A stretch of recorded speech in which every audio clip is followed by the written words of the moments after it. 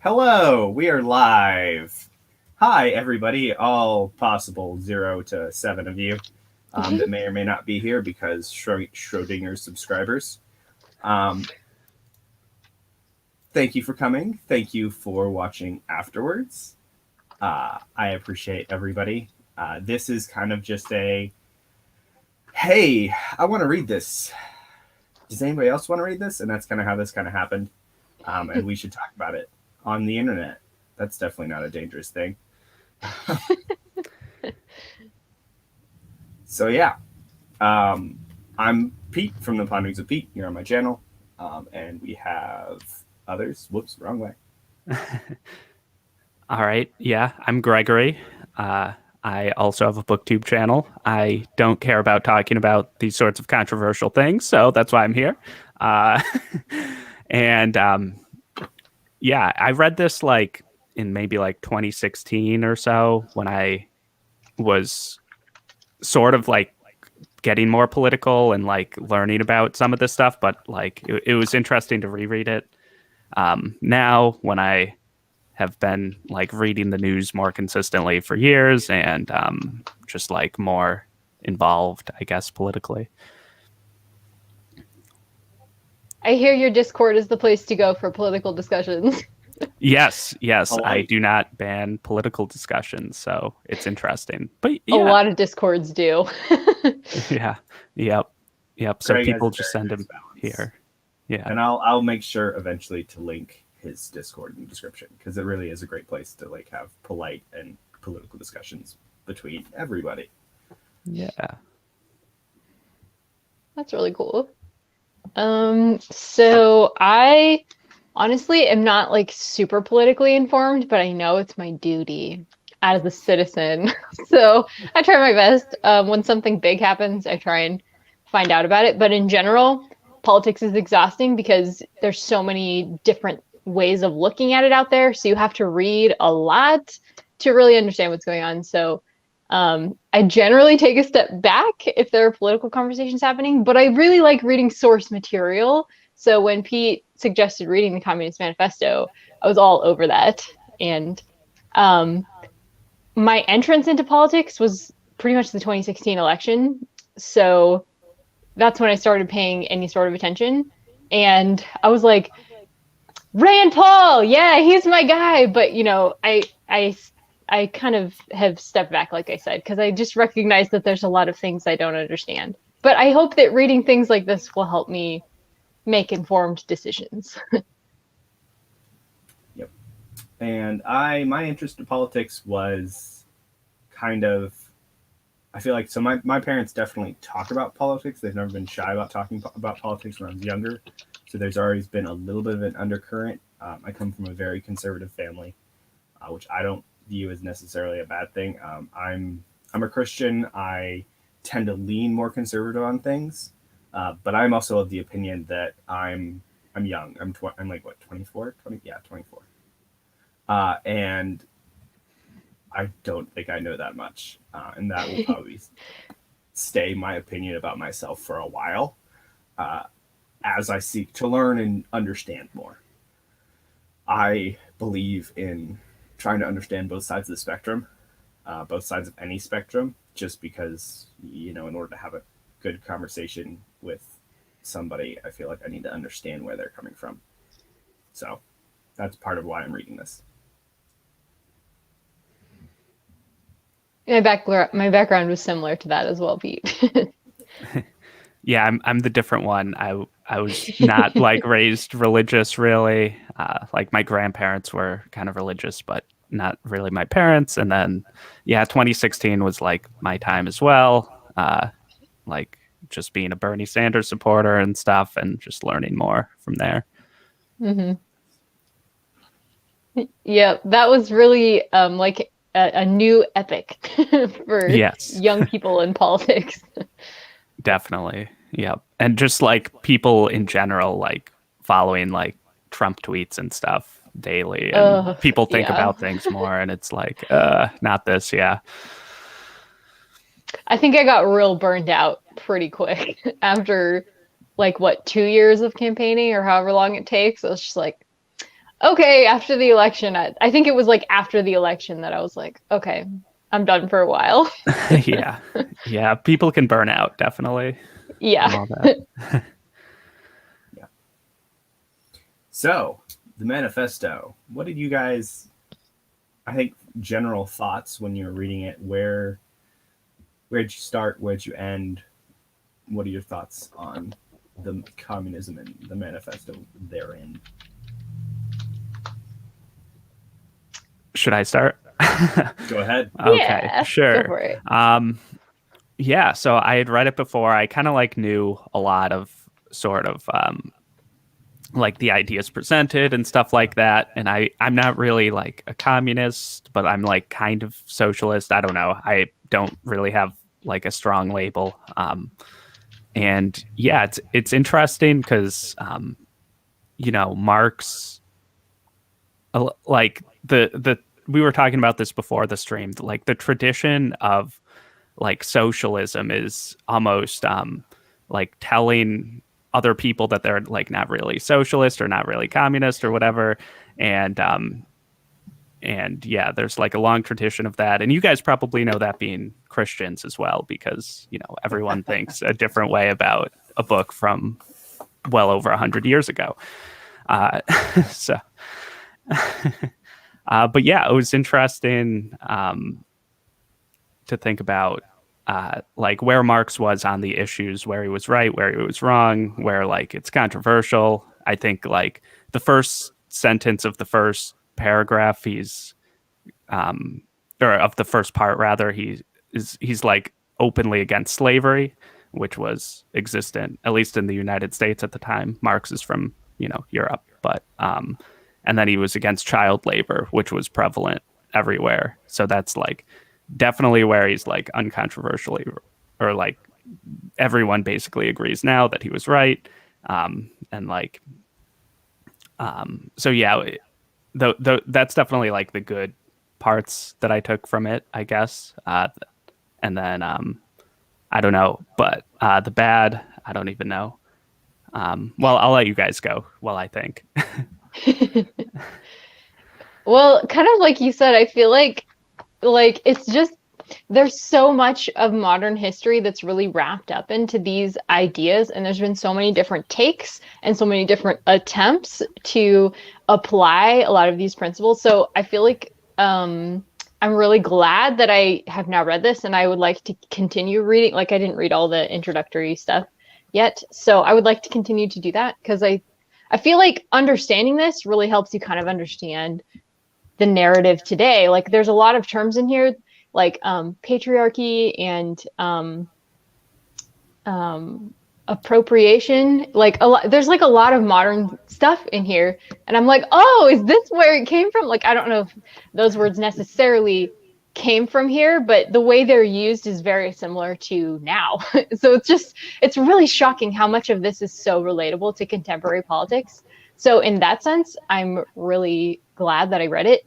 But like, yeah, overall, I feel like he just really purposefully attempts to like overturn like everything that I believe in, pretty much. So as far as the most important things to me, which are faith and my family and, you know, raising children, you know, the way that I believe is best, freedom, living where I want to, letting my kids inherit my stuff, you know, stuff like that. I don't have kids yet, but the way he talks about implementing this terrifies me. And that's partly, I'm sure, because I did grow up in America. So I'm used to having those things completely governed by my own choice. And the idea of having those things governed by a government is like really terrifying. So, and then having like, I don't know exactly what he's picturing when he says a revolution, but there's like, I think burning and destruction happening on the cover. So I don't really want that either to happen. So yeah, a lot of this, I just really, it seems like a very drastic response to drastic problems. No doubt there were drastic problems he was responding to, but I just don't think that his response is the correct one personally. But again, I'm really glad that I read it because it's a new way of looking at things than I'm used to. So I came at this with theories, because that's what I kind of like to do sometimes. Gosh, gotta come in with the choice question. My response to that would be with socialism and then communism. The choice would still be dictated by the government, even if it only is marginally dictated to a certain extent by the government now. And it really depends on the choice. Yeah. To a certain extent. Yeah. It depends on like what issue we're talking about, because in this time, in this place, child labor and stuff like that, and education, if you were like 8, I think that was like the age you could go work in a factory legally. And that actually does affect things like, or like obviously you can't go get an education. So that's actually like where Marx advocating for like the government stepping in to be like, hey, let's, make it so that everyone has to get educated. That's actually good for like people's development. And it's also good for families too, in terms of like having kids have like a future, I think at least. And like in a lot of cases, even today and like moving forward, Marx's idea of the family, I guess, was kind of vague in here. But but like, I think at least some of his intentions were definitely on the right track for that. Your face. I'm sorry. I'm sorry. I totally disagree, but I'm glad you're sharing. I found it interesting to see that there were some things that actually have ended up happening that are, you could within a reasonable margin say that they're good. For instance, child labor. Hey, that's a great thing. That's not here anymore. That part of his argument kind of like null and void. Like that's a great thing to go for. Public education. I think educating everybody, that's a great thing. Public education to a certain extent is, I have my qualms about it because government controlling what my kids learn. That general argument. I do not have kids as of yet, so we'll see. I was also homeschooled, so I have that perspective of my parents taught me what they wanted to teach me. My parents also did a fantastic job, I think, of teaching me how to think and exposing me to these different viewpoints when I was younger, just so I could understand perspectives. And that's part of the reason why I developed my whole, I want to understand all sides of things mentality.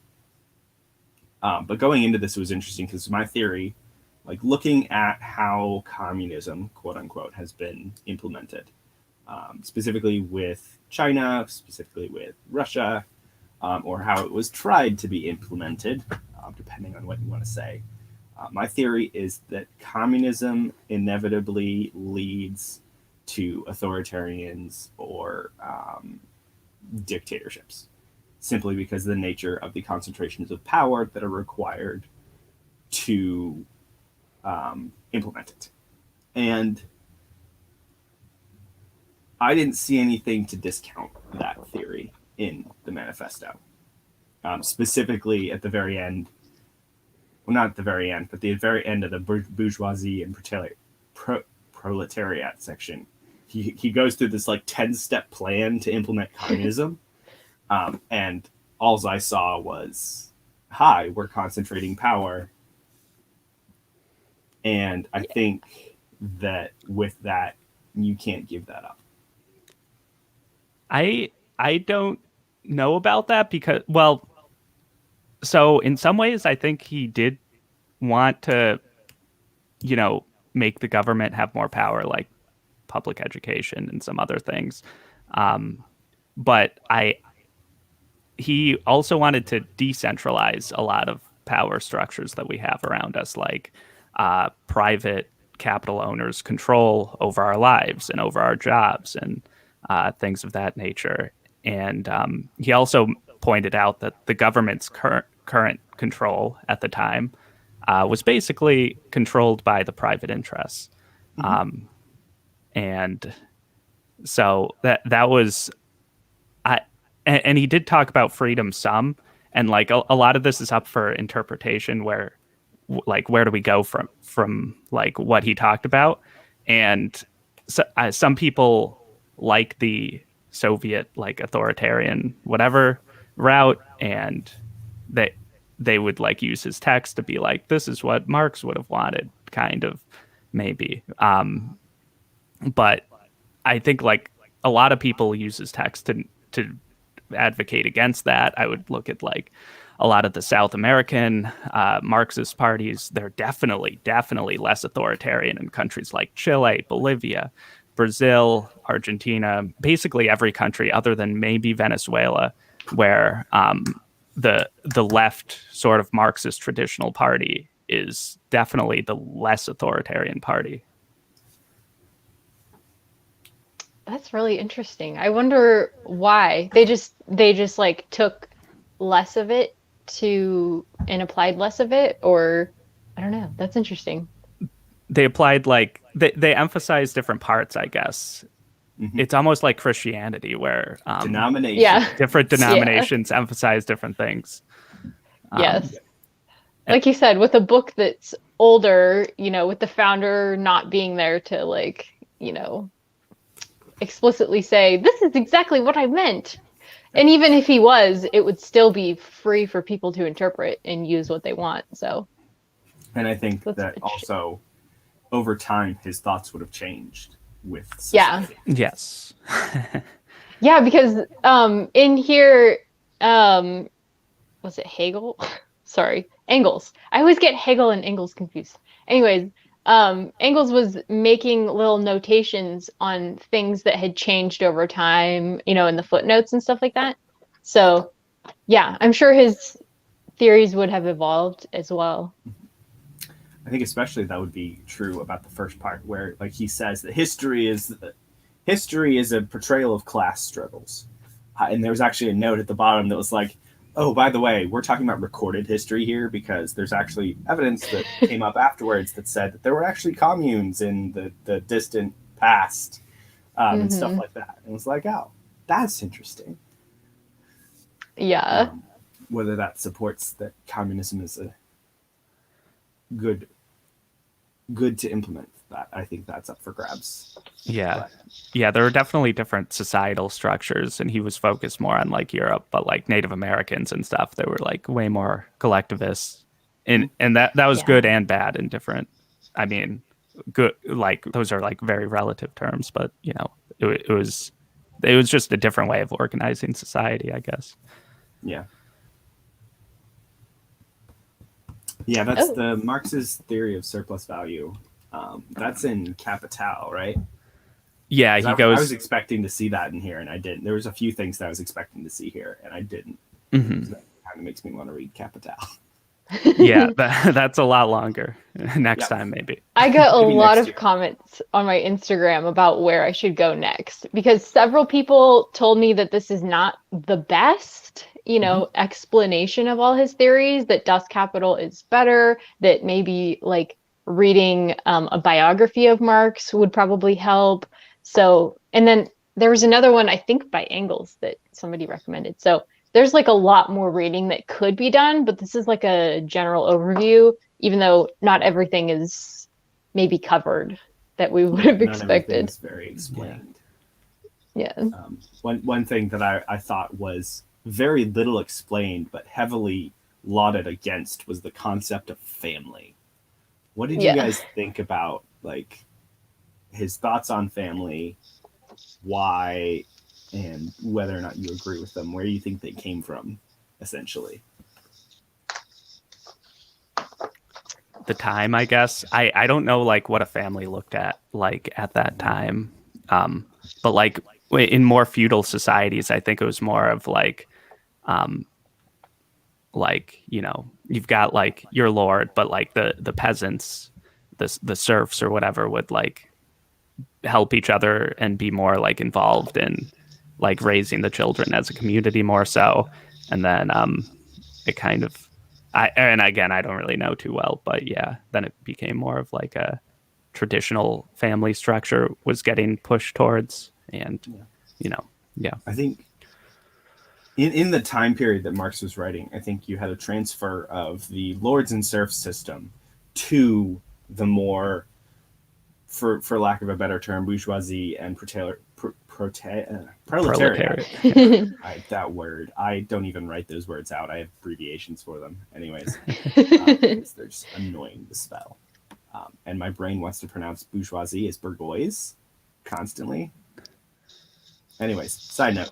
Anyways, so the more capitalistic society that is being transferred to, and I think at the time, he talks about specifically family relations are reduced to money relations, and that the bourgeoisie have family, but that the proletariat has no family. And I think that has to do with how child labor was. And also, I would say with family relations are reduced to money relations, I feel like that's a little bit of Engels coming from Engels, because Engels came from a very wealthy family. He was like an heir to a textile manufacturing. Yeah, they were literally factory owners. Yeah. Yeah, he was a factory owner. So in that case, did Engels have daddy issues? We don't know.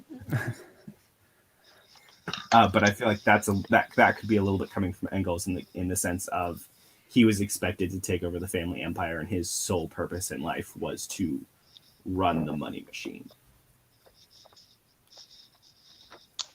I think that's a really interesting. You're saying that he has that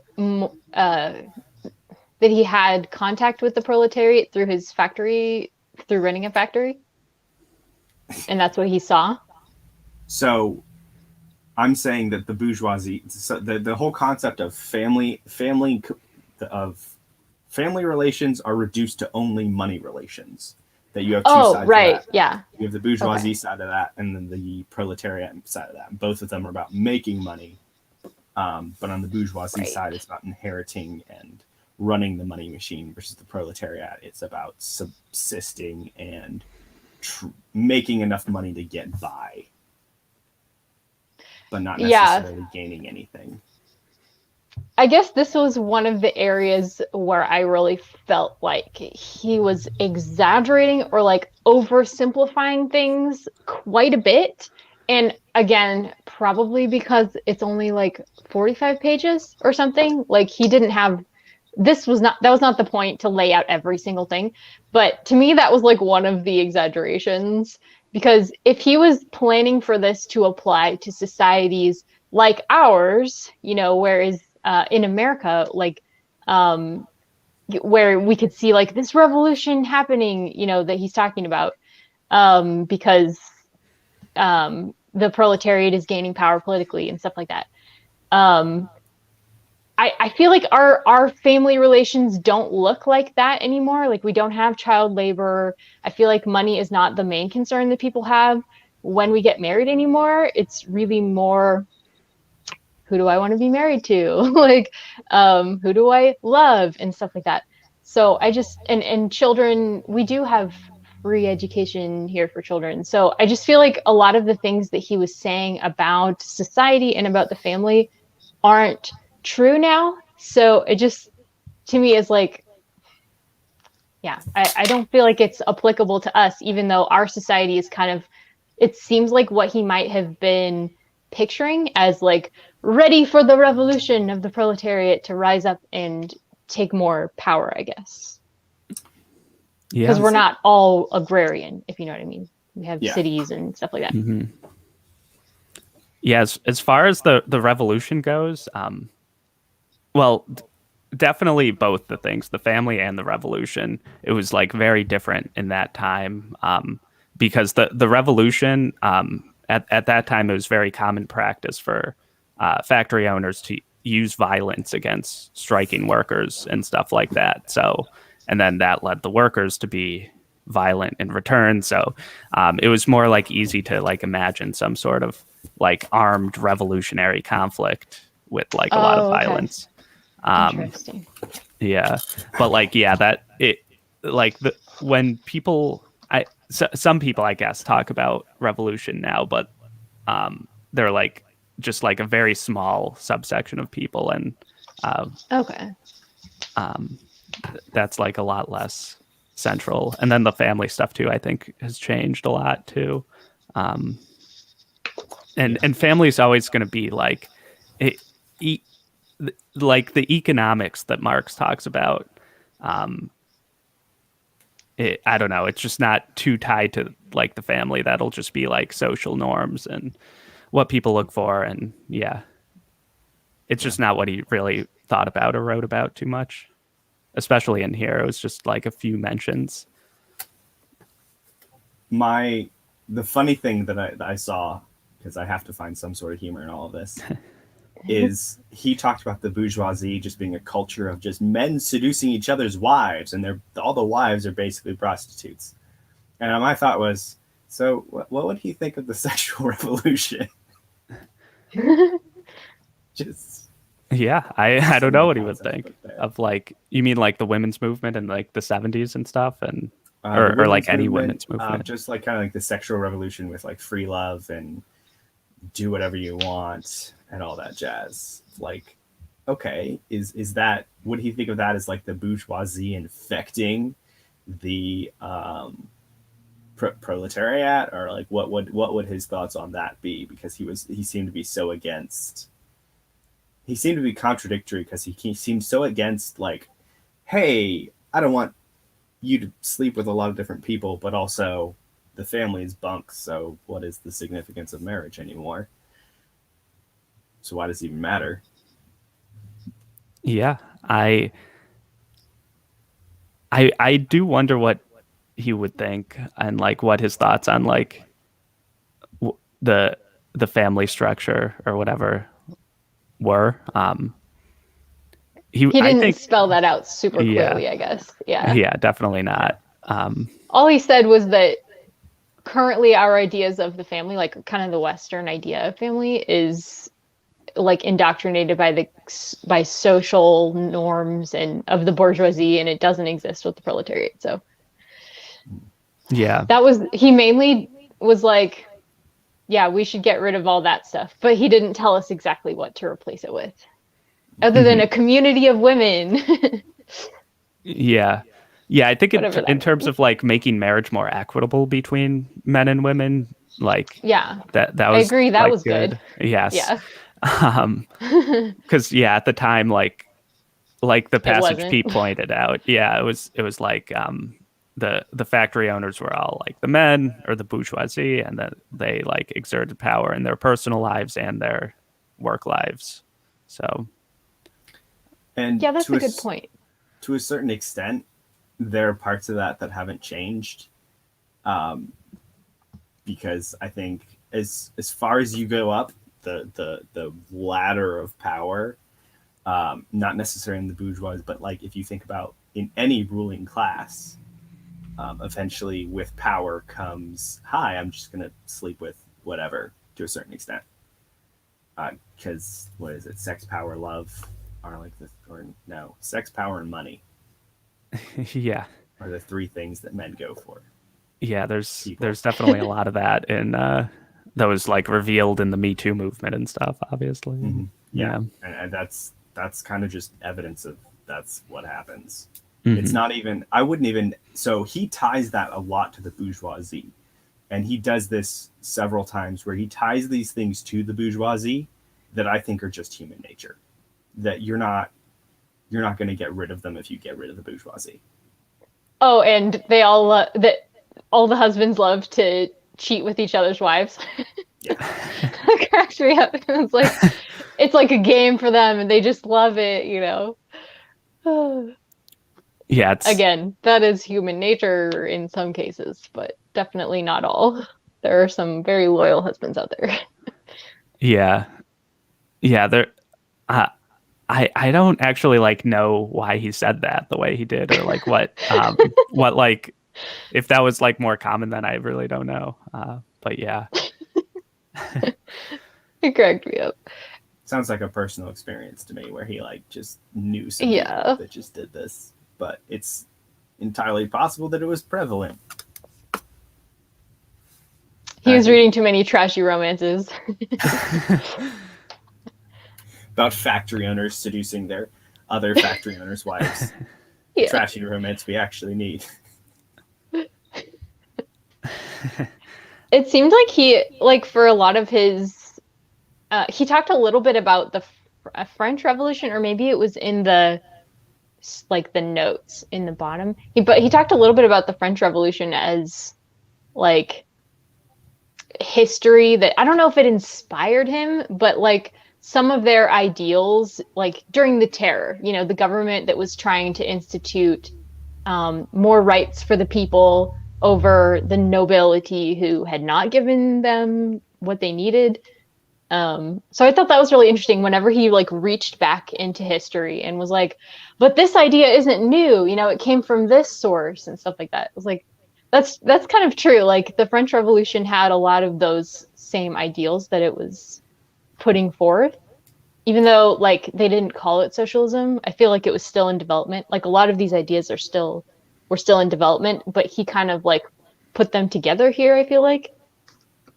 I think looking back at the history of it, there are a lot of communist ideas started with some of that French Revolution, throwing off feudalism. There were some cases there were actually French communes, I think, were brutally put down, if I remember, after the French Revolution, where they were just like, we're just going to live as a commune. And then some people around them, or the feudal lords, were like, no. Oh. Yeah.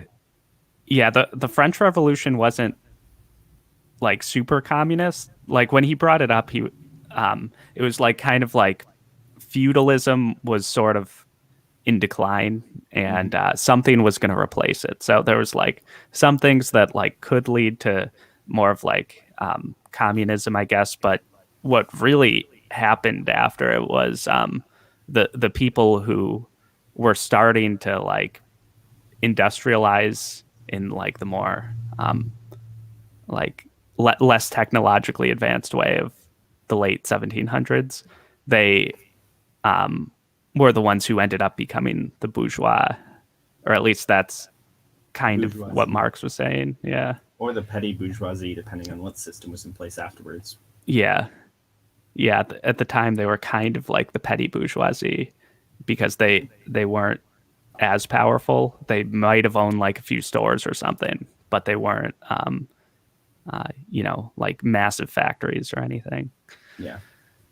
And it's also interesting to me because the little bit that I read of the introductory part about the background, Marx was actually very active in like the Republican scene in Germany, where they were trying to campaign to get rid of the German king and try to get a more representative government. And then I can't remember what happened, but he got thrown out of Germany essentially, and then just fell in with different crowds. And then the guy that he followed a lot, I can't remember his name. I think it started with a B. They started falling in with more socialist and communist crowds over a long period of time, and he kind of left his Republican roots then, which is interesting. Very interesting, because then he was like, okay, representative government is crap. Let's go a completely different direction. Mm-hmm. Yeah. In some cases, he was like he was usually, or as far as I know, he was always anti-monarchy in like pretty much every situation, and he wanted some sort of like representative stuff, and like, but he was more like idealistic, so he would push for like people sometimes who were more like authoritarian and how they wanted to implement communism, but it wasn't that he wanted to be authoritarian, I don't think, because like when he came to the United States during the Civil War, he was an abolitionist, and he wanted black people to have the right to vote and stuff, obviously, and to not be slaves.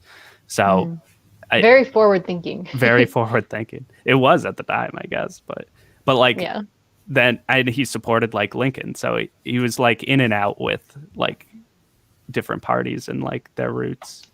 That's interesting. Wow, very cool. Definitely. So would you guys say that mainly what is taken out of Marx now would be more the economic side of things and less like the social things that he was advocating? Definitely. Okay, interesting. Is that what socialism is? Is it kind of like communism minus all the social stuff, just like leaving the economic stuff? Well, it. I'm Everyone has asking, a I don't different- know. Yeah, everyone has a different They're pretty definition, different. but the main thing is, like democratizing the means of production, and yeah, that's like the biggest thing, and like having power separated between, or giving the workers more power, basically. So that manifests in different ways. In Germany, there's like a law that requires companies of like a certain size to have a certain number of workers on the board of the company. It's like 40% or something, and it's like a very popular policy. Even like conservative governments, and like Angela Merkel's been in power for like a long time there, and she's more conservative, and like they can't get rid of it, or they don't even try to get rid of it because people love it so much.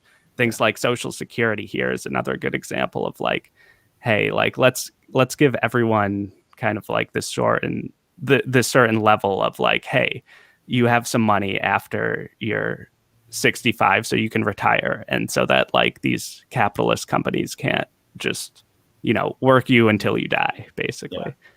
So it's a lot more of the economic stuff, and then it like leads into like a social safety net, like FDR talked about, like new Bill of Rights.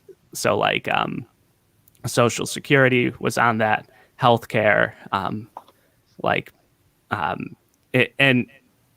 it's kind of like a different way to conceptualize freedom, because if you live in a society where you don't have healthcare, you could get healthcare from a company, but if you don't have healthcare, your freedom is to die if you're that sick, at least, or to go bankrupt, I guess, like extremely bankrupt.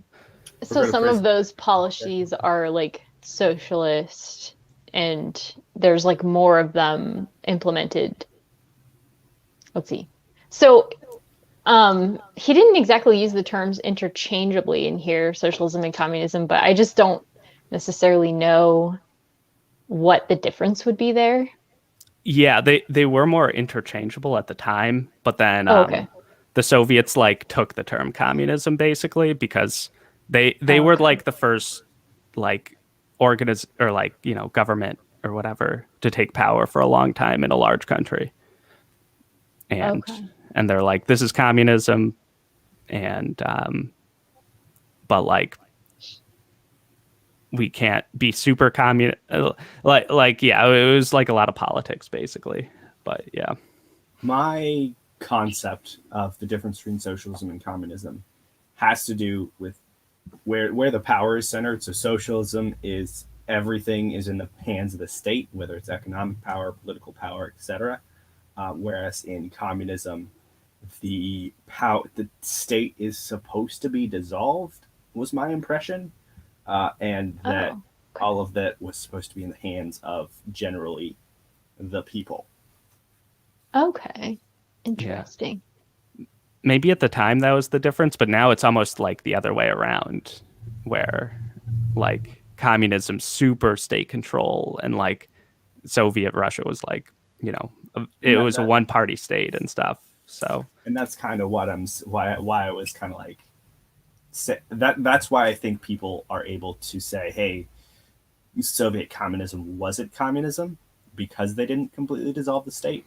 And also kind of that plays into my theory of communism inevitably leads to a dictatorship because it's supposed to require the dissolution of the state, but because of the nature of power, I don't believe anybody could actually dissolve the state, especially in today's time frame. I mean, if you look at, so in his 10 steps to communism, one of the steps is centralization. Two of the steps: centralization of credit in the hands of the state by means of a national bank, with state capital an exclusive monopoly. So the state controls the economy, essentially. And centralization of the means of communication and transport in the hands of the state, which means massive censorship and a few other things that we've seen in both China and Russia. That centralization, I think, is impossible to give up with a dissolution of the state, because there's so much you can't. I mean, especially if you're heavily censoring things like China censoring the Tiananmen Square, and a few what, who knows what Russia censors, or Soviet Union censored pretty much everything, considering how much like they sent normal citizens out with bodyguards if they left. I don't know how accurate that is, but athletes, at least, like chess.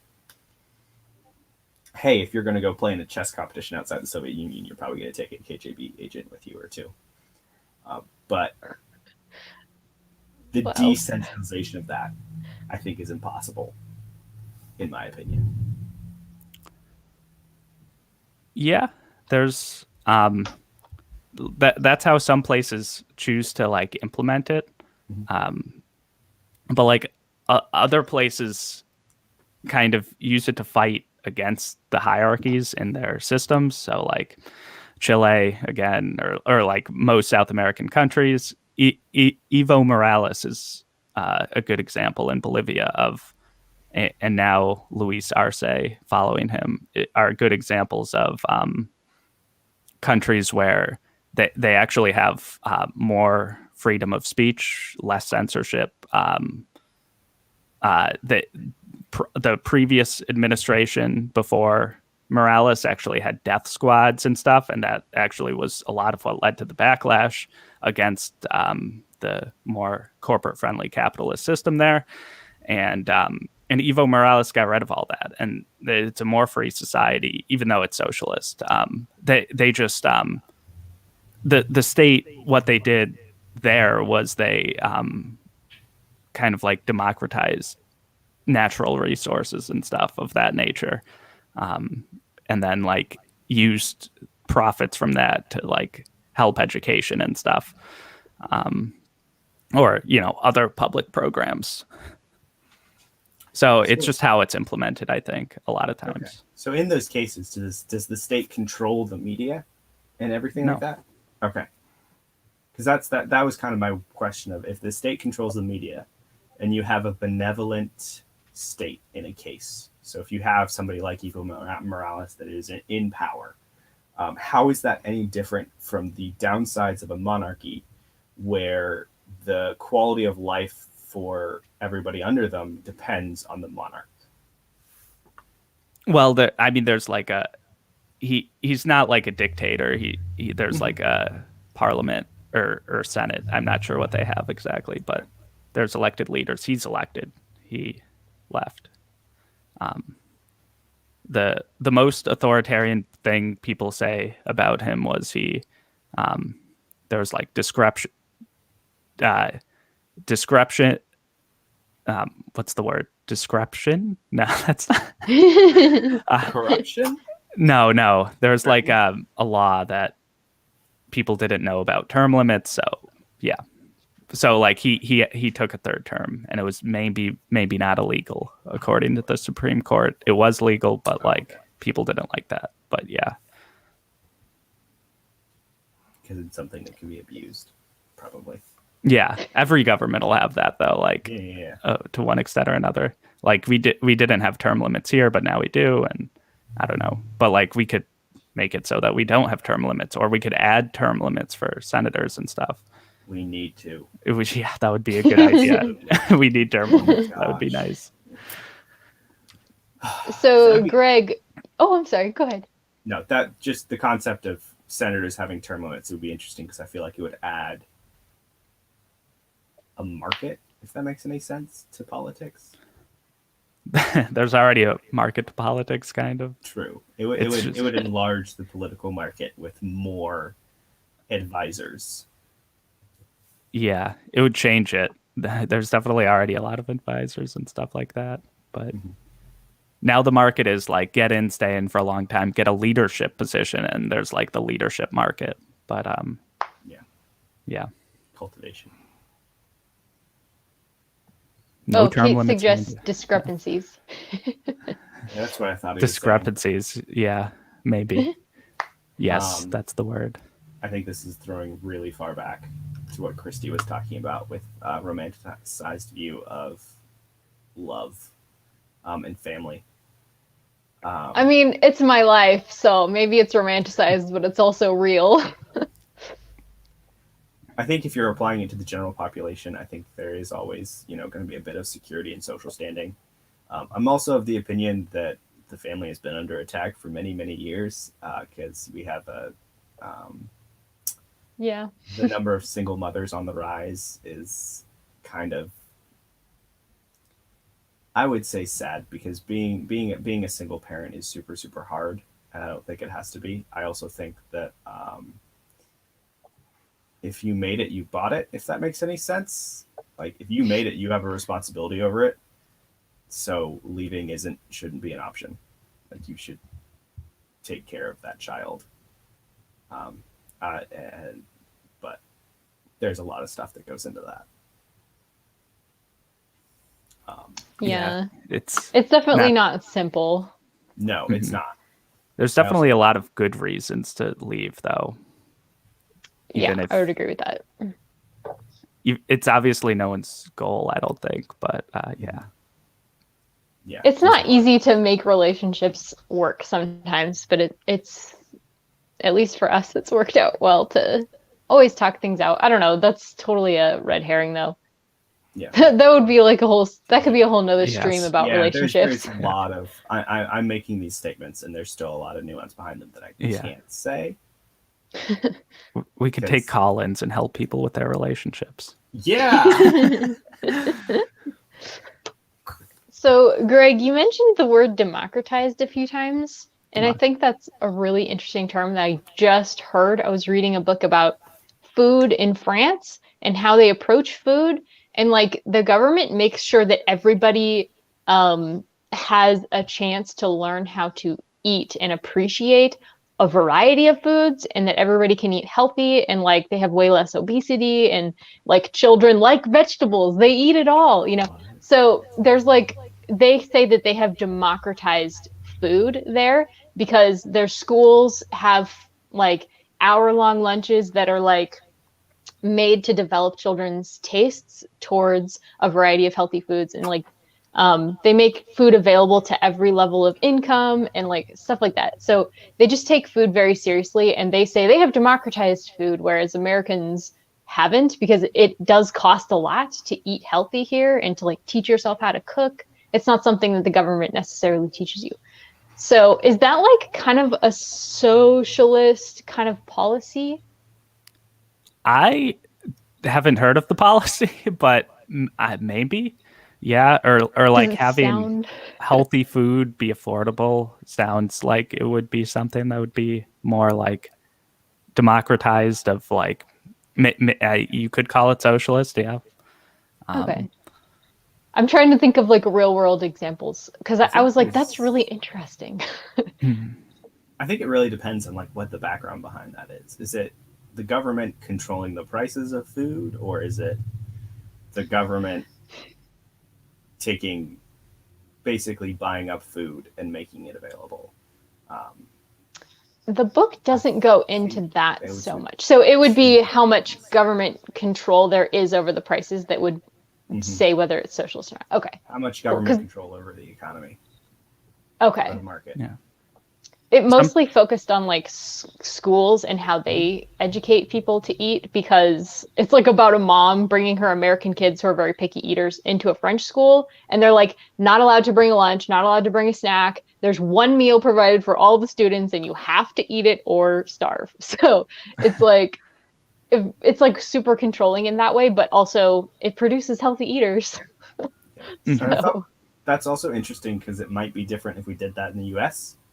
Because, for instance, allergies are super region specific, which is something I learned like a month ago. So like peanut allergies are really prevalent in the US. They're basically unheard of anywhere else in the world. Wow. Really? Yeah. That's really interesting. I think it was peanut. I'm pretty sure it was peanut allergies. So allergies are just something we know very little about. I know very little about, at least. Yeah. There's definitely like a lot of like government stuff controlling like food prices sometimes in some places, and sometimes with good reason, because the after the Chilean coup in 1973, there was like destabilization, and they got rid of price controls for bread and like other basic food, and it was like half of someone's pay to eat, like for like a week or whatever. It was like half their pay. So sometimes it's like needed. Sometimes it's just good for like kids, I guess, but maybe not like more broadly. But for kids to have like a like maybe not a curriculum, but maybe like you know to like be able to try different things instead of being packed the same thing every day. Maybe that's good, but yeah. I mean, I wouldn't mind more money going into our school systems to better take care of our kids better, because as we've heard from Alan, our country does not value schools. Yeah, there's a GIF about it now that that Evie made. Oh, really? I missed that. This country doesn't care. I think I've used it at least once in Greg's server. I was really excited when he said that. You posted a few of the Alan gifs a few days ago, and I'm like, oh geez, there's more. There's always more. I've gotten to use the petty tyrant one in conversation naturally already. It's great. But yeah, I think what Kate's saying here is that our education system is not equal throughout the country. Like if you look at California schools versus, I honestly don't know any examples of like what the best schools in the nation are. But like I know that there's a bunch of, I've heard gripes about California schools being really bad. And what can we do to change this? I did say GIF. I'm sorry. I'm a heathen. Yeah. Well, sorry. I think like I really like what Greg said about like how it's really popular. Was it in Germany where you said they have like workers on the board and stuff? Yep. Like that's such a cool idea because like in schools, it's just really important to have people who are experiencing it kind of helping with the control. And same like with my husband's job, he's a probation officer. And it's really annoying when the supervisors who know nothing about what he actually does try to like tell him this is how it has to go because of policy. And he's like, but that's not how it works with the kids. He works with teenagers. Mm-hmm. So there's a very specific way that he goes about it. And so, I guess having more representation of people experiencing it would maybe help with some of that stuff in states where education is problematic. But the parents have to be interested, and it's a whole thing. Yeah. And I actually like the concept of having the board being like that, the 40% being workers. I don't think that's a bad idea, to be honest. In the accounting world that I come from, accounting, finance, whatever, there's been ever since the onset of the concept of shareholders came along, it's been profit, profit, profit, profit, profit. And recently, especially since, was it 2001? Billions of dollars in fraud. It's the classic example. But there's been the concept of trying to benefit the stakeholders instead of the shareholders. And stakeholders would be everybody that is affected by, almost everybody that would be, this is a poor definition, everybody affected by the process. But it would include the customers, but it would also include the workers. So trying to do best by the workers as well, which I think is actually a really good idea. And this is part of something, a requirement that actually I think would help benefit the workers' conditions better. Because while we're not in the days of Marxism or days of Marx where everything was super, super oppressive to the workers, and things have gotten better, I still do think that, it could always be better. I mean, you're, the fact that the minimum wage, like I go back to this, even though like conservatively people are like, we don't need to raise the minimum wage. The fact that prices have gone up, but the minimum wage is not correlated with the rise in some of these things. I do think that the minimum wage should be rising more than it has, at the very least. Yeah, I definitely. don't necessarily agree that a jump to $15 is the best solution, but Yeah, I think 15 is over 4 years. That's the proposal. So it's not like an immediate jump, but it's like yeah, gradual. What but is yeah. the minimum wage with where you are now? $7.25. I think it's rising more. Yeah. I Like, forget is- what it is in California, but it's a lot higher than that. Yeah, the last increase was during Bush. yeah, that's the federal one. Yeah, it's Yeah. still in Well, Mass our it's problem- like 15 almost, or it's about to be 15 maybe. Yeah, I think they're trying to raise it to 15. I think a more gradual, like, hey, let's raise it to 15 over like 10 years, or even raise it to like 16 or 17 by 10 years would be a little bit more gradual and better. But It would be quite a shock for the businesses to go to 15 that quickly when it's so low. some of the, and honestly, it's the thing with it is if you do the shock, it's harder for smaller businesses to catch up, which is the real people that I'd rather take care of. Big businesses can just absorb it. That's just how it is. They're McDonald's. Oh, you're raising it to 15? That's fine. Whatever. They're not going to grow as much this year. That's just how it is. But I worked for a skating rink that employs a lot of high schoolers as their labor, because it's a great job to have in high school. You're just handing out skates. You're learning how to clean skates. You might be DJing. It was a great high school job for me. I loved it. You'll learn how to skate, which is really fun. Your ankles and your knees might hate you, though. You look like someone who skated in high school. I did. I 2 to 3 years just skating as a job. I was also the DJ, which is just a weird concept for me. It's like I played awesome. music for people with my taste. I mean, I didn't use my taste. They had a contract with the local radio station, and they'd send like every month they said in the top 30 songs or whatever, and I'd like burn them onto my computer and mess around with the playlist. Anyways, point being, they said that if the government suddenly raised it to $15 an hour, they'd literally have to stop using high schoolers because they just wouldn't be able to afford that many people. They'd have to cut back hours and a bunch of other things. Like they couldn't use high schoolers anymore. And it's kind of just like, Yeah. I think there's other people that, if you go to $15 an hour, that could put some people with really thin business margins out of luck. But at the same time, raising the minimum wage right now, not that bad of an idea, because we're already in a turbulent economic time. Yeah. I mean, it's kind of tough because, like, in California, our minimum wage, I just Googled it, it's $14 an hour. So that's a lot. But, like, our taxes have been just very high here. And so, like, we're struggling a lot, even though both of us work. And he has quite a bit higher than minimum wage. But, like, they haven't increased his wage. Like, they hadn't increased it in several years. And then there was this big to-do about the union trying to get Kevin's wages raised. And by the time it rolled around, it was like under $1 an hour was what the union was able to like wager for.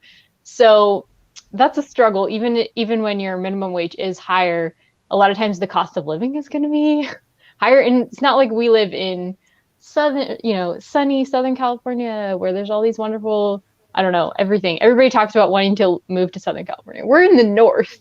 Mm-hmm. So, and it's still that hard to live. So it's just tough. Yeah. I know it can be expensive in the north too. California, or if you're, it depends like where you're at. I don't know where, but yeah, Bay Area and stuff. We're kind of we're even in like kind of an economically depressed zone. Like we have like some of the parts of our county are like really big meth distributors, and we have some scary areas. Yep. Everybody leaves here because there's no jobs. Like all of my young friends have left because there's no jobs. It's like a retirement community. Oh no. Yeah, All your it's a friends rough are area. confirmed. It's in a way. Mm-hmm. Yeah. Do you what do you guys think of unions?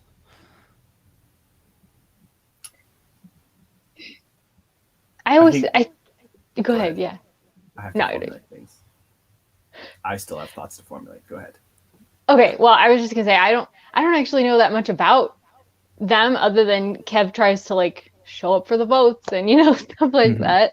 I mean, it's cool that they got him a raise, but it didn't seem very effective. So I've never been in one, so yeah, I don't really know. I like the concept. Yeah, that's kind of like the class struggle in like the Communist Manifesto. That's like a way of giving workers more power to have like some sort of collective bargaining, and Right.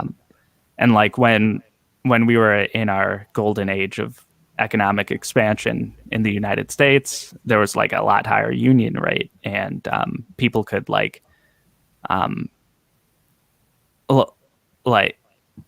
entire industries could be more effective at organizing for their wages, and people were able to make a better living overall in comparison to the cost of living. So yeah. But yeah, sometimes there's issues with unions and stuff in terms of like not being effective. But the less number of people are in a union, like overall in an industry, the less power the unions will have in that industry. Yeah. I definitely, I've heard, because so my great grandfather he worked on the railroad when they were building it. The railroad. And he was in a union. My mom actually has been like, the unions really helped him out. Oh, nice. When he during that time of economic expansion. But then I also have that contrasted with other stories, specifically with my father and his job, where the unions are more than often than not, they'll stop somebody from getting fired that really should get fired because they're just not doing their job. And in some jobs, that's kind of that can be really bad because of how safe his job is supposed to be. And then other times you have it where I think unions, the effectiveness of the unions has gone down as time has gone on. I like the concept, and I think if they were effective, I'd be like 100% behind them. Exactly. Yep. The unions were necessary for safety regulations, because that wasn't something that companies thought about as much, which is shameful to say. I think there have been I think the safety regulation side of things is also something that's been taken care of by a lot. Like there have been a lot of government institutions that have been created to essentially just make things safe, to implement safety regulations. So that side of the union has kind of been that power of the union has kind of been taken away from them. I would say. So yeah, if they were more effective. Yeah, people like or corporations sometimes violate those rights, and sometimes just the point of the union is to get people to know like their worker rights, to like not have to, I don't know, work over 40 hours a week without like overtime or whatever, or like not have to like or like have certain amounts of safety when doing dangerous things with like whatever, but with like toxic chemicals and stuff. Yeah. if you don't feel safe, you don't have to work type of thing. Yeah. You can't be like, oh, you don't feel safe, well, you can be fired. Then that's not a thing that should happen. Yeah. I have a question for you guys too. I don't know if this was like a time period thing when he was writing it, but he says that pauperism develops more rapidly than population and wealth. And I was trying to think, like, he says 9/10 of the population like doesn't own private property and stuff like that. So some of the conditions that he cites, they may have been like at the time true, but I feel like maybe not so true about now. And that is part of the economic, that's not obviously social. So I'm wondering if that's still, I guess, something that is believed and like a good basis for developing Marxist principles in a government. Yeah. So at the time, there were, it was more common in economic theorists circles or whatever to come up with theories about how the system will implode on itself. And David Ricardo did this, who's like one of the fathers of capitalism. He had I think this is in response to his theory of, hey, more people are owning land, because in feudal systems, it was like, the king, lords, and that was it. Those were the only landowners. But then 10% was actually like a lot more landowners than the feudal system. And David Ricardo was like, oh my gosh, our population overall in Europe is increasing. And the number of people owning land is increasing. And eventually, like, there'll be no more land for the people to buy or anything. And then that was his theory about why like the system would kind of implode on itself. And then Marx had his own theories about, late stage capitalism and like the workers revolting. So that would end capitalism. And then like, that was his like kind of like goal more or less. But he had like other theories about the system imploding on itself, which he didn't get into too much here, and I don't really know like a whole lot about those theories. Okay. So more reading required. Yeah. This is actually something that I looked up because he said 9/10 of the people. I was like, okay, hey, how has this changed? There was another stat that I wanted to look up that I didn't regarding the international poverty line that I think is established by the IMF. So the one that I didn't look up that I want to is I remember hearing a few years back that most, if not all, Americans are actually above the international poverty line. So this is like a grand scale looking at everybody else and then Americans. Americans are doing so much better than everybody else. The one I did look up was the 2020 census information. So if we're looking at the possibility of revolution, but can you hear the people sing? Is this 9/10 number still accurate? If communism were to be enacted throughout the world, I would say it would have to start in America, maybe China, but that's another conversation. But definitely, I think if we go with that, what is the possibility based on this 9/10 number? And I've used home ownership as a kind of proxy for this. And according to the 2020 census, it went down a little bit, but right now the home ownership rate is at 65.4% of people owning homes. In America or in America. In America. Okay. I can't say about the rest of the world. Yeah. So wow, that's changed a lot. Yeah. And that's actually down. Mm-hmm. Yeah. I don't know how Marx got his numbers too, because I know like data collection was like horrible at that time. So, but I think we could also say that we could at the very least say that number was probably close, because I don't think a lot of people owned Yeah. Owned Yep. land at that point in time because of what you were saying about the progression from the feudal system to not. Mm-hmm. Yep. Yeah. Yeah. To go off of what you were saying about like what it should be now. Yeah. Like, a lot of socialists want like housing to be somewhat, or at least more decommodified. So like, there would be like no homeless people, hopefully, or at least that's like the moral goal, I guess you could say. Um, and and yeah, just housing prices in general are getting crazy, and a lot of the reason the home ownership number is going down is because a lot of you know uh, housing, like big corporations who buy a bunch of houses and stuff, will just dominate the market and try to buy as much as they can and then rent stuff out, and then they both have an income from rent, but more importantly they like control the market to a certain extent, because they have like a larger and larger share. And yeah, even like Elliot Brooks actually had like an Instagram story about people like trying to buy her deceased dad's house like immediately Wow. after. And I'm like, oh, they're literally vulture capitalists.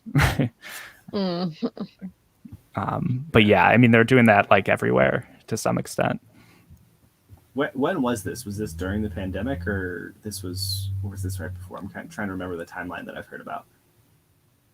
What, Elliot Brooks, or just like yeah, like when? Yeah, when it was like a year ago, but yeah. like her Instagram story about it was like more recent. Yeah.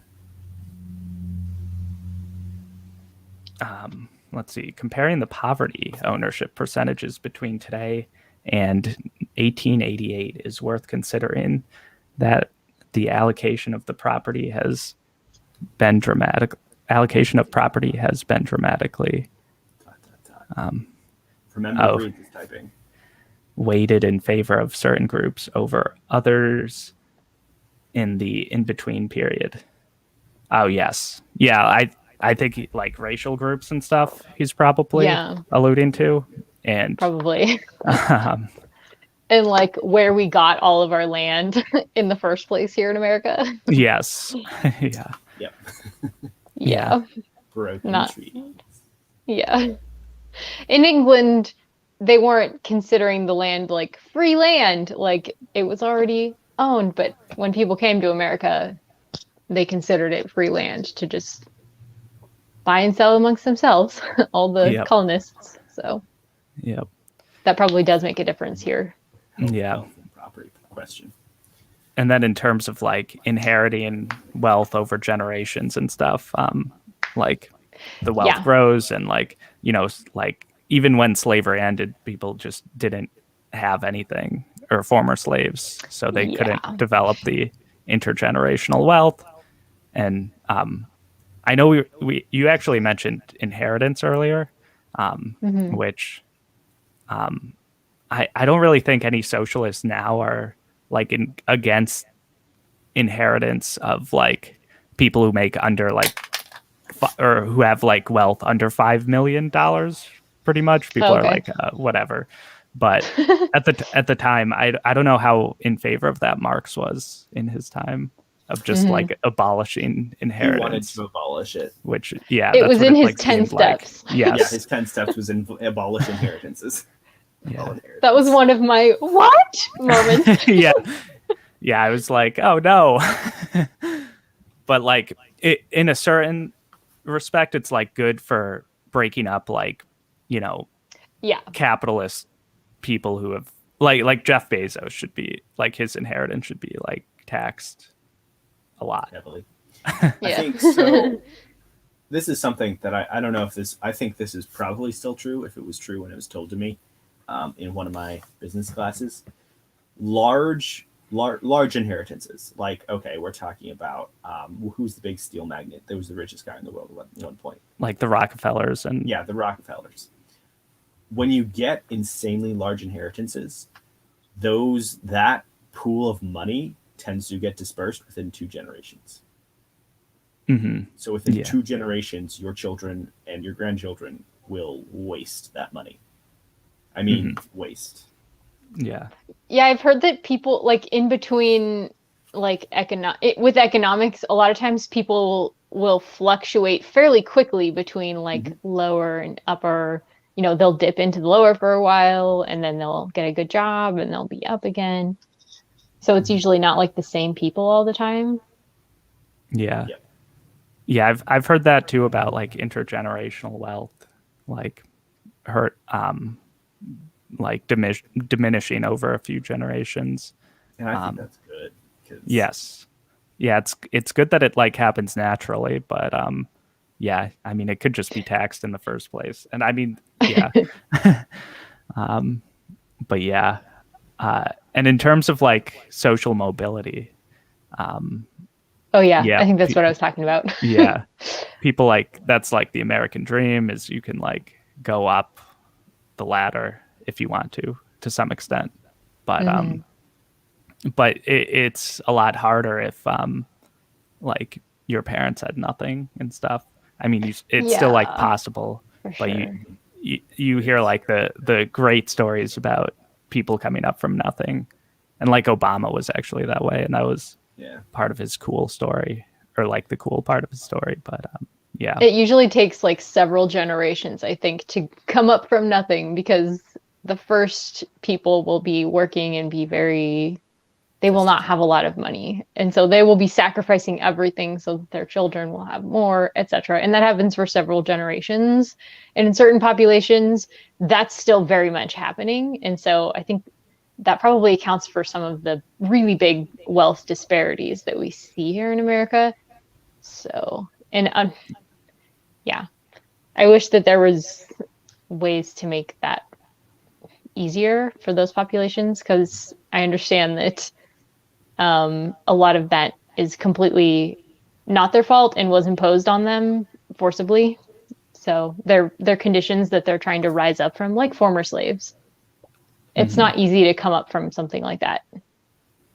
yeah, And there's also something that I've been exposed to. I don't see anybody talk about this. No, Alan, not yet. oh no, No, I mean, I'm not. If you'd been here at the start, Alan, you would know yeah. where we're coming from. I should have Everybody's been invited my very troll polite. friends to yell at everyone. But I think one of the things that people don't talk about when they talk about social mobility is the comfortability of being where you're at. Thank you, Alan. So He'll provide it for us. Yes. One of the things that I've been exposed to in my life is there has been one specific person where she has all the skills she needs to take, a higher paying job and get out. So I think she still lives in Section 8 housing, which is low income housing that there's government subsidies, really cheap rent, that sort of thing. She could get but to be in Section 8 housing, you have to have a certain income level. And taking a higher paying job for her would mean changing all of her life. She would leave where she lives. She wouldn't have the same maybe monthly government check, or I don't know if she's on welfare or whatever. There's another story I have about that. It's also kind of interesting, I think. But she has no idea about trying to find rent or trying to trying to buy a house or anything like that. But this is what she's used to. So she's scared of getting a higher paying job because it would mean so much change in her life. And Right. I think that's at least a portion of it all. There's also the mentality. So there was another lady. She's older, and a friend of mine. He's a smart kid, and I think he could do well if he took higher paying jobs or whatever. But he's also a musician, and he'd like to do music. And his grandmother was basically like, hey, you don't need to have a job. You should live on welfare for the rest of your life and do whatever. To me, that is giving up, because I think he could do better. He could. But this also is contrasted against my plan for my life. I did not dream of being an accountant when I was a child. No child dreams of being an accountant. That's just not what happens. I took a job as an accountant because I know I could make money and I could support myself. I really would like to be a writer. So I took a job that allows me to support myself for the time being until the time when I can support myself as a writer, eventually, hopefully. So that's why the concept of living on welfare for the rest of your life is kind of like, why? Because you could do more. And I feel like living on welfare or living the thought process of living off the government dole, I feel like that's limiting, because you can't do as much when you're restricted by what the government will give you. I also have what I would call an independence complex. I don't like being reliant on other people. It's hard for me to ask for help for things. So that kind of plays into this concept. So. Yeah. Definitely some people are just content where they're at. And I think that's going to be the case in any sort of society, or some people just won't prioritize things that are, profitable to them. Like you might at some point be like, all right, I'm financially secure and I'm going to prioritize being a writer, and that will be, or being in a family, or prioritize your family more. But yeah, like as with some people on welfare, they like just need it because they need to like give the baseline support to their family, or like, maybe they're like a single mother or something, or father or whatever. And yeah, that and if there wasn't like that sort of safety net, people would, there would be like a lot more poverty, and that would have also adverse effects on society, and it would be harder for people to get a job if they had that much poverty. So it's not like ideal for people to be on welfare, but it's good that it's there regardless. Yeah, I think at least it's in my opinion, it's there's definitely a good and a bad side to it. The good side is it helps people that need it, but the bad side is that it to a certain extent, it also encourages some of these things, where it just encourages just stagnation to a certain extent, indirectly. Mm-hmm. Yes, exactly, Kate. Like that's what I think is really lacking, is the transition infrastructure. Mm-hmm. Yeah, being able to climb the ladder. Yeah. Yeah, sometimes the welfare can empower people. Like I never knew what I wanted to do with my life, and like I'm like you, Pete. I didn't want this job that I have. I just have it, and I am comfortable enough with it. But yeah, I mean, sometimes you need that like transition stability to explore what you want, and it helps you stabilize yourself, and it will help your kids too, like if they have a roof over their head, and like food at schools and stuff, even just like 1 or 2 meals or like 5 meals a week at school. It's better than nothing. What would Vimes think of all this, Alan? What we need to know. Would Vimes be a communist? He would be a vanguard revolutionary. We need him in the conversation.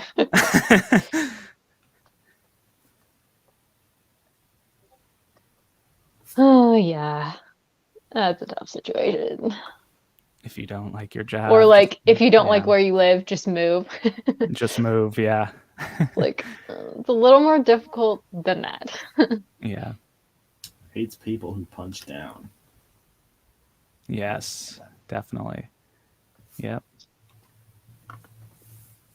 And then Christy, you said you were in a society where everyone's just moved, right? Or a county, town, whatever area. Oh yeah, yeah.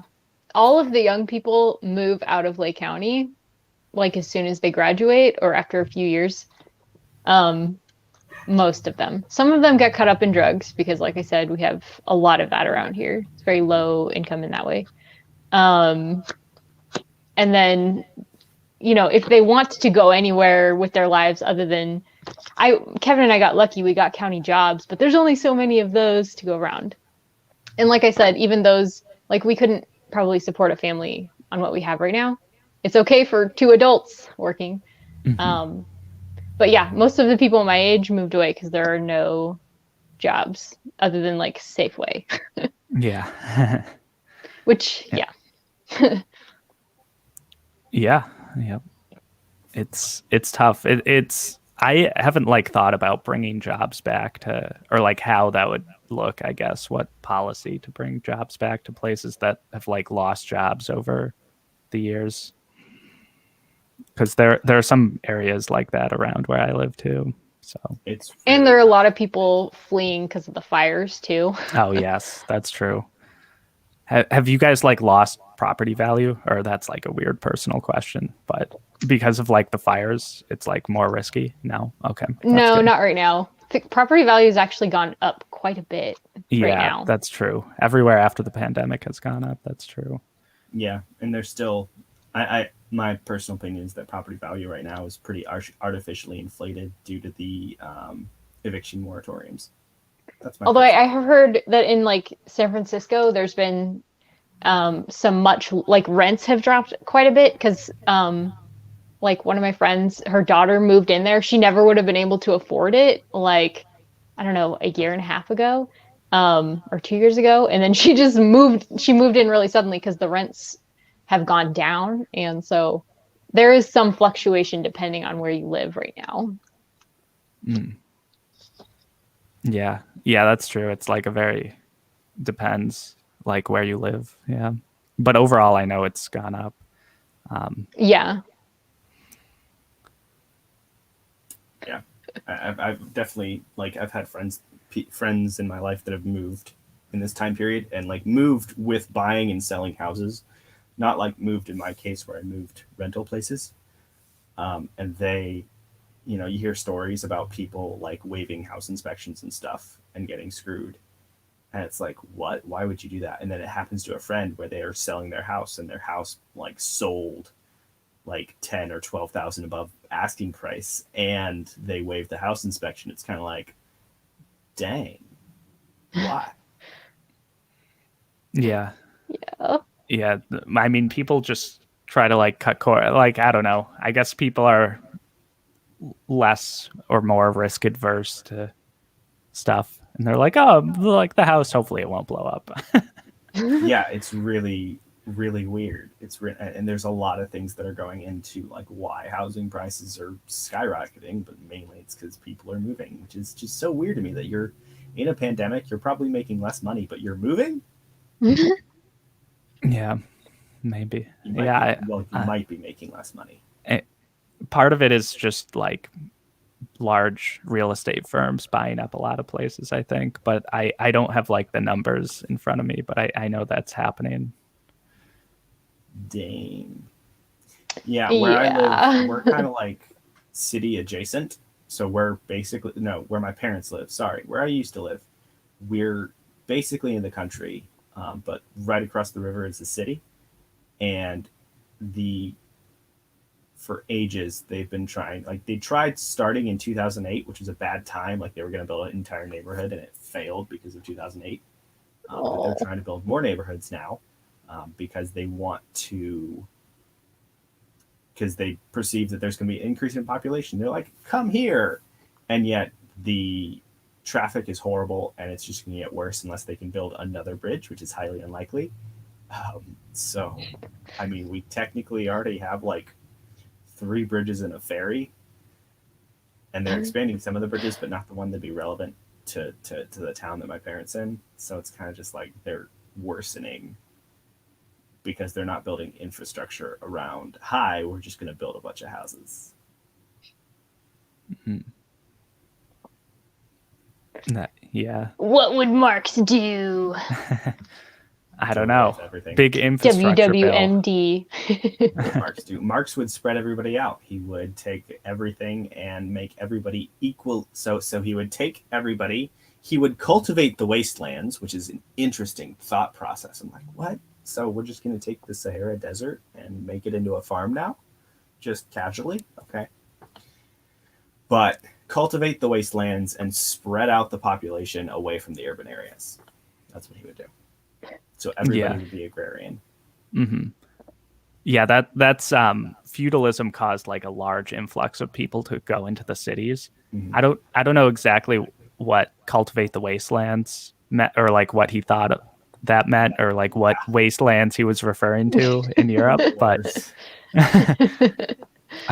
Philip Chase was actually talking about that though, and how some like early fantasy around this time that was written was anti-capitalist, and because it kind of like romanticizes like the environment, like old school fantasy in terms of that like everyone's outside and like there's a king, there's a monarch, and I don't know, there's like fighting and stuff. I don't know, you guys know classic fantasy, I guess. But with Tolkien, that was idolized the monarchy.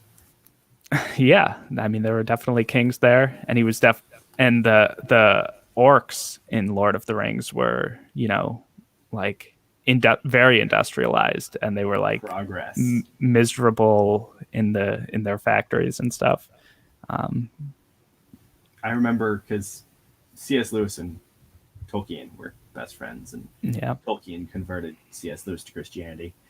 There was a complaint that C.S. Lewis had about progress. I think it was Lewis. He was like, there once was a perfectly good tree with a road that went around it, and I would sit underneath the tree and read all day. But then they turned around, they chopped down the tree just to make the road straighter. Why? This is the great horror of progress. And I'm like, that's a mood. He must have loved that tree. I mean, you're sitting under a tree reading. What better? Like, that's a great. Why they gotta cut it down like that? Trees being cut down always is such a tragedy in like Tolkien's work too, like with the Ents and stuff. Yeah. Oh yes. I think he was not a fan of industrialization. No. Neither was he a fan of allegory. Yes. Yeah. True. Also not that. Yeah. But the question really is, what was Aragorn's tax plan? Yes. We need models for these things. Come on. In our fantasy. You wrote a whole history of the Middle Earth, but you didn't take the time to write out what Aragorn's tax policy was. This is the great injustice. Is there going to be like a I'm like trying to think of an impression for like Bernie Sanders Aragon or something. Like, the top 1% of Gondor owns as much of the castle as the bottom 90%. Oh my gosh. To be fair, this is probably accurate. Because he really didn't. He thought he was just going to die. And everything he did is just like, you know what? I'm here, but I'm just going to do it because I'm probably going to die anyways. So why not go out in a blaze of glory? Yep. Marching on the Black Gate. Yeah, I'm king of Gondor now, but we might just die. So let's just do it. One thing that I'm really glad that Marx didn't do was like try to write like there's a lot of people who will try to write fiction that like really embodies their ideas, like political people and stuff. Of that. Yeah, I'm glad he didn't try and do that. French, just stick to your manifestos and So one of the French communist philosophers before Marx wrote something called Icaria. And oh yeah, he did. it was so funny. One of the The Hobbit's economy. yeah. You mean Other Poland questions. Ayn Rand? Yes. Um, Oh my gosh. Yes, Icaria was exactly. the concept of Icaria. One of the things that stuck out to me, and I was laughing, was everybody would be equal, but they wouldn't be allowed to speak out. And then the factory workers, everybody would work equally in the factory, and the factory morale would be sustained by mass singing. Yeah. Marx also thought this was stupid. You don't think singing breaks are a necessary part of your work environment? I mean, we're not in a Disney movie. Yeah, it's true. Also, me singing in front of people probably violates like their labor laws or something.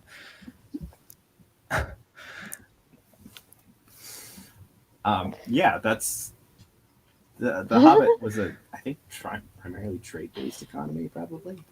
I think they just ate out of their garden and Yeah, they were primarily very they self-sufficient. The- Trade with the dwarves. Yeah. The Hobbits are like one of those economies that try to use like alcohol as currency. Sing Beautiful Soul. No. Watch the beginning of my Emperor's Soul review if you want my Jesse McCartney impression. Oh no, I'm gonna have to watch that now. Oh my. So, another interesting question, I think that Marx kind of like he's talking about critics of communism, and it talks about. Well, actually, there's two other things. One, I was very disappointed when he was like, all religious and philosophical and ideological standpoints, charges based on those are just not worth my time, so I'm not going to talk about them. And I was like, why? I want you to talk about them. Yeah. But he also said, law, morality, and religion are all just bourgeoisie prejudices. Mm-hmm. What are your thoughts on that? Well, the law favors the rich, and it always has, I think, because they make the laws. So I think that's what he meant by that. Wait, what was it? Law, religion, and what was the Morality. morality? Oh yeah, I mean, they define morals too, I guess. Like, is slavery moral? Well, the plantation owners say it is, so it is. And then religion, yeah, I don't. You guys probably have more thoughts than I do, I think. You have plenty of thoughts. Christy's face. Yeah. They do not define morality for sure, but they socially enforced parts of it and totally like I don't know. They tried to make it look like, say, the Bible, which was the source of morality. I think you could sort of say that very generally for early America when slavery was such a thing. Like they would twist things to say that the Bible was like fine with slavery. But like there was also like tons of abolitionists like John Adams and like the French. Like there's just, I mean, yeah, the Quakers. I mean, there was people in power.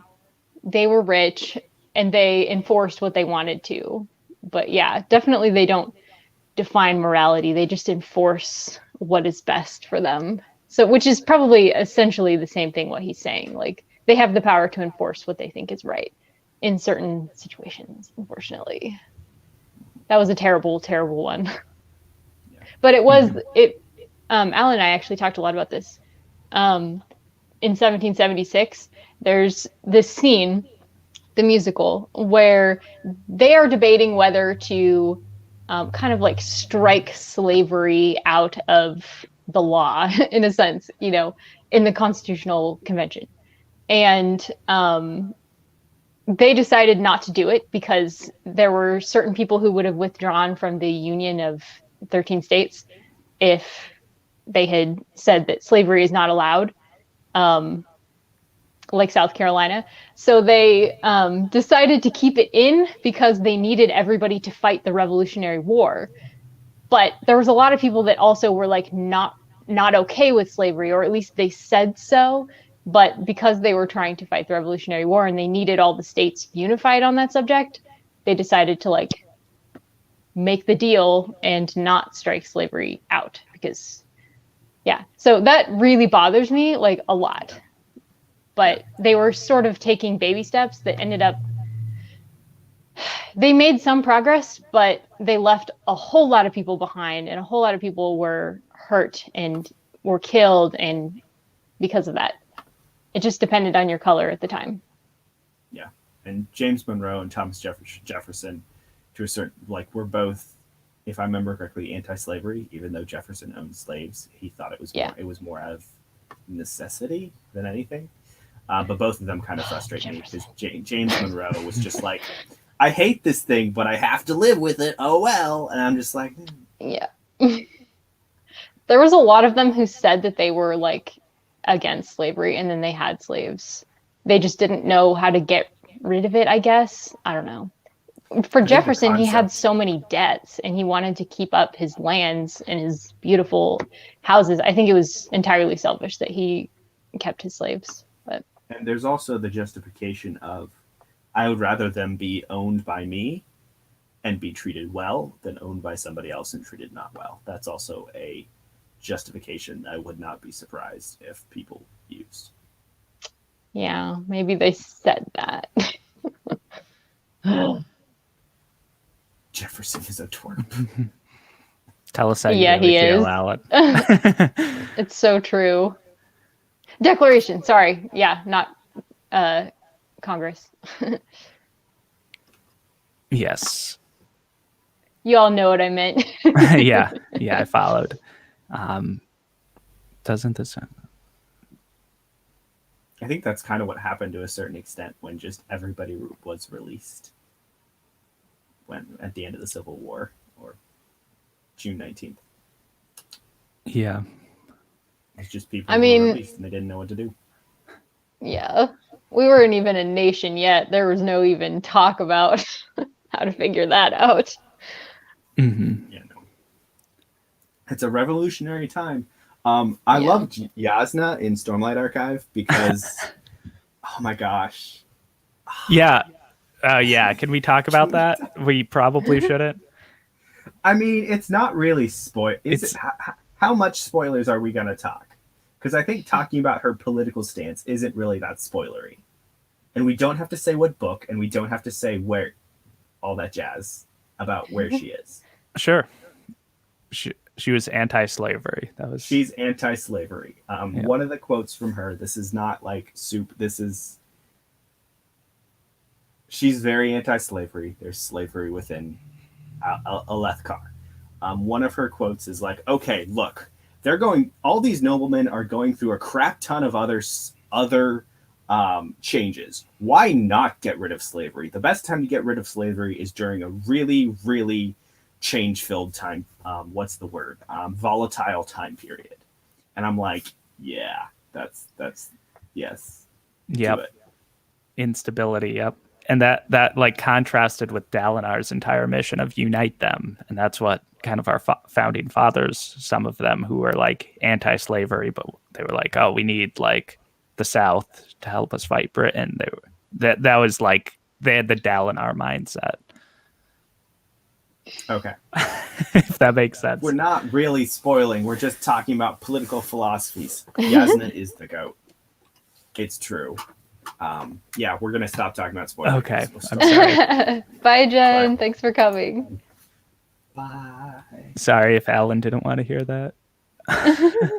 No spoilers, please. Oh, shoot. I wouldn't consider it a huge spoiler. We didn't talk about the situations that are going on around them. Yep. That is one of the most interesting things in Brandon's work. His philosophies. Sorry, go ahead. No, I don't know what I was going to say after so you're great. Sometimes I just say things. I actually need to go pretty soon too. Yes. Yeah, this has gone on and on. No, I This is expected good. this to go. I like it though. expected this to go on for 2 hours. Yeah. There's I so much to apologize. discuss. Yep. Did you have another, or were there any other final thoughts? Should we do final thoughts, or I don't know? I think we should do final thoughts. Okay. Yeah. Who wants to Go go for first? it, Greg. All right. Oh shoot, I have nothing prepared. We always just throw you out there first. I can go Sure. first if you want. If you want to, or I can talk. I don't know. Are you I should ready? be more decisive. Yeah, I'm ready. Okay. Okay, go for it. Yeah. So the Communist Manifesto was more of just like something to try to appeal to workers of the time. If you want like more of Marx's economic views, you could read Das Kapital, which was 3 volumes, which was mostly written by Marx, and it's a lot longer. But the manifesto was revolutionary and interesting, and there's some things I think that were good that we can take from it, and some things that were didn't age as well. But overall, I think it aged pretty well. Labor theory of value we would be talked about more in Capital. But yeah, I don't even know. Yeah, I guess that's everything. Well, for me, reading this, I liked this edition because it had lots of notes and stuff that kind of clarified some things that have changed and whatnot. But I do need to do quite a bit more research before I really understand like some of the historical comparisons he talks about. And actually, Greg told us that Marxist theorists don't always claim every instance of people claiming that this is a Marxist way of running the government. Sometimes they say that it's not close enough to the theories. So I've learned a lot of stuff like that by reading this and then discussing it with you guys. So I really enjoyed the whole experience, even though I feel like there was a lot of overgeneralizations in here, and I would need to dig into it quite a bit to really see how it would be worked out, I guess, in like the ideal Marxist society. So yeah, short story, I really enjoyed reading it and talking about it with you guys. But yeah, I also have a lot of issues with the actual text. Yep.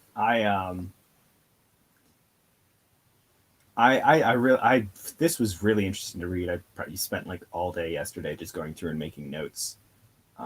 And I think, like Christy said, there were a lot of overgeneralizations in this text. But I also think that was kind of the point of it to a certain extent, just because it was a manifesto to go out to everybody.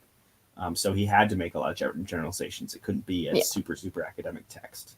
So maybe some of the questions that I have can probably be answered in Das Kapital, which this is not a thing I'm going to read this year.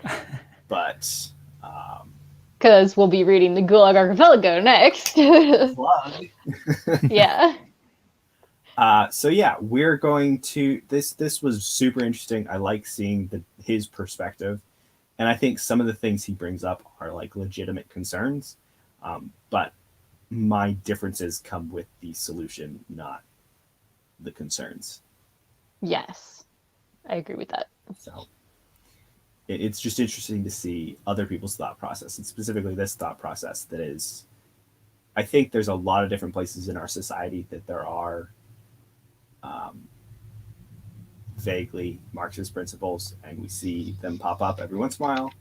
For instance, critical race theory, that's popular nowadays, and there's a lot of Marxist things in that, I believe. I don't think that's very Marxist. Really? Okay. Not really, no. I'll have to talk about that, because I don't even... I've sort of delved into it. I haven't delved into it much, but you and I should talk about that, Greg, just because I'd be interested in hearing your thoughts on that. But yeah, yes. Gulag is monstrous. It's 3 volumes. We're going to be reading it basically from September to December, roughly. To December or November? Whenever we finish. Okay. I'm setting a Whenever hard we deadline finish. of December, but it'll be Okay. It's only 3 volumes. How long can it take it's only us? 3 depressing volumes. Oh, yeah. It'll be a trip. And yes. Billy might be joining us. Yes, Billy wants Hopefully. to join us because he's read the first volume, he said. So, yep. And September we to may have November. a Discord discussion. Yes, we may have like a Discord discussion. Stay tuned. I'll probably make an Gulag Archipelago announcement. And I will also announce it. Yes. Yeah. And we can always do it on my Discord too, because my Discord's controversial enough, and I clearly don't have enough channels as people. That would not be a bad idea. I talked to Una, but he responded, and I just haven't gotten a chance yet because sleep. We'll and then Zoom. Stay tuned. I'll make announcements. I should probably make more announcements on Instagram, as I've said in a few things. But it'll definitely be on YouTube. It'll be a short video thing. So yeah. Cool. Can't wait. Yeah, it's gonna. Although be I'm nervous. Fun. Fun. Yeah. Hello, darkness, my old friend. Yeah, this was fun. So yeah, this really was. Thank you for putting up with us, Greg. No problem. It is. Right, thank you, everybody. No, putting up with you. That sounds bad. No, it's. I love talking about all this stuff with everyone. So yeah. Yeah, and I always appreciate your viewpoint on things, Greg. So I appreciate you. Yep, I appreciate you guys too. I can't speak anymore though. Okay. You can't speak. You haven't read any books. That's just how it is. Yep, that's true. Is this my first book, or is it technically a manifesto? This is your first pamphlet. Yes, my first pamphlet. Yep. All right, I'll let you close it out. Bye, everybody. Thank you for watching. Thank you for coming afterwards to watch the playback. Y'all are awesome. Stay tuned for more announcements. Have a great rest of your day and get some rest because that's important. Yes.